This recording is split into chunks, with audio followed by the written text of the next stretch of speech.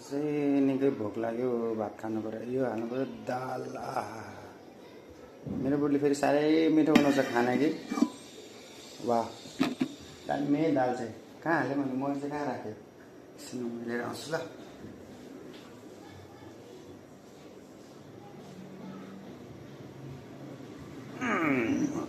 यो चाहिँ एकदम के भन्छ होला, छास।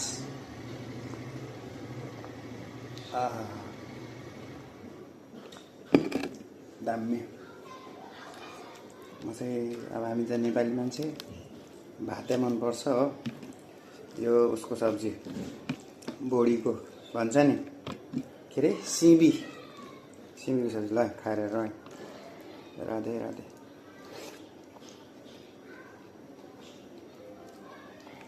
सहीमा खाना चाहिँ नि मेरो बुढीले दामी बनाउँछ। सबैजनाले खाने हो साथी हो। साह्रै मिठो भेज खाना, साह्रै मिठो, त्यसैले भेज खानुपर्छ क्या।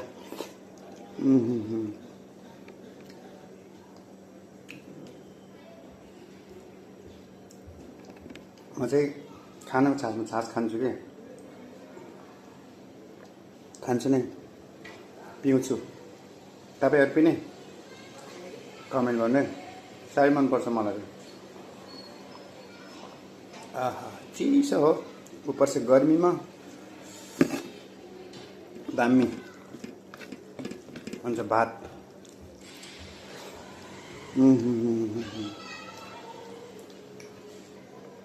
ऊपर से म फेरि मलाई चाहिँ खानामा चाहिँ केही न केही त चाहिन्छ नि, सादा खान्छु।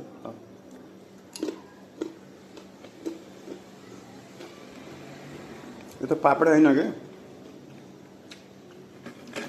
थाहा चाहिँ के हो, केलाको चिप्स। एकदम अर्ग्यानिक, राम्रो खालको।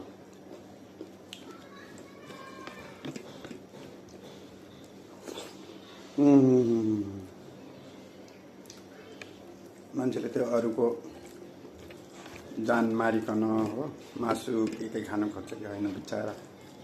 यो हो न, मान्छेहरूको लागि चाहिँ कुदरतले नबनाएको सब्जी खानुपर्छ नि त।